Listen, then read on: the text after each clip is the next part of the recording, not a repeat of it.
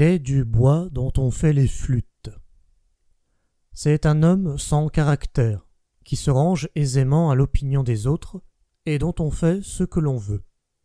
On sait que la flûte n'était d'abord qu'un simple roseau grossièrement façonné en instrument. On sait aussi que le roseau est souple et facile à manier. Il est du bois dont on fait les flûtes, signifie donc figurément, c'est un roseau qui plie à tous les vents. Il y avait autrefois à la Chambre plusieurs députés du nom de Dubois.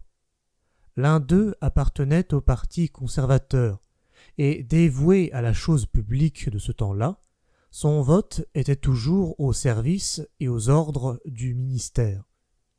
Un journal de l'opposition, qui prenait quelquefois à partie ce député obéissant, ne manquait jamais de l'appeler Monsieur Dubois, dont on fait les flûtes. Mais Monsieur Dubois, n'étant pas encore assez de ce bois-là, pour supporter sans colère cette queue ironique ajoutée à son nom, demanda justice aux tribunaux. On reconnut sans peine qu'il y avait outrage et calomnie, et le journal fut condamné. À partir de ce moment, ce même journal ne parla pas moins de Monsieur Dubois.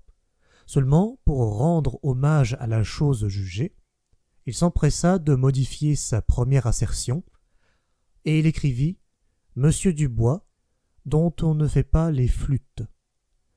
Un renvoi indiquait au lecteur la date du jugement qui en avait été ainsi décidé.